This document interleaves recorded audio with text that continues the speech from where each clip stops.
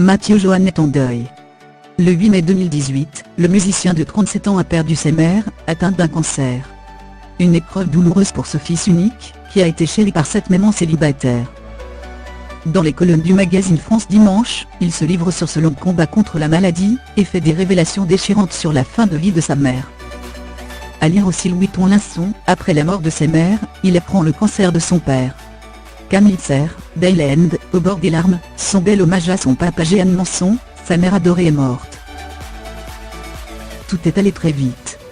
Les médecins m'ont dit que son cas était assez complexe car, en plus de la leucémie, elle avait développé une sorte de lymphome, un cancer du système lymphatique, ce qui était, selon eux, assez rare, confie Mathieu Joanne.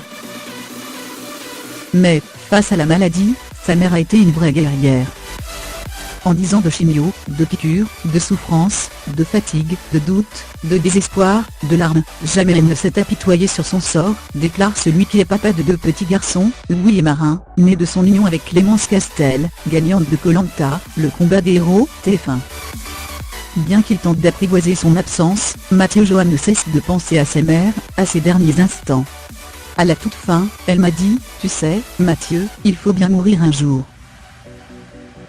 J'ai voulu rester auprès d'elle jusqu'au bout, mais il s'est passé une chose étrange, se souvient-il. Ce 8 mai fatal, j'ai fermé la porte de sa chambre à 20h42 pour aller me reposer un peu. À 21h15, quand je suis revenu auprès d'elle, elle était partie. Je pense qu'elle ne voulait pas m'infliger ce moment-là, car je lui avais dit juste avant, « Maman, je suis un grand garçon, tu peux t'envoler ». Une dernière conversation qui contraste avec les quelques mots prononcés par sa mère, la veille de sa disparition. Elle me disait encore, je veux m'en sortir, Mathieu. Elle avait plein de projets, souhaitait se construire une véranda dans son jardin, rempailler les chaises, manger la soupe de sa meilleure amie, conclut-il.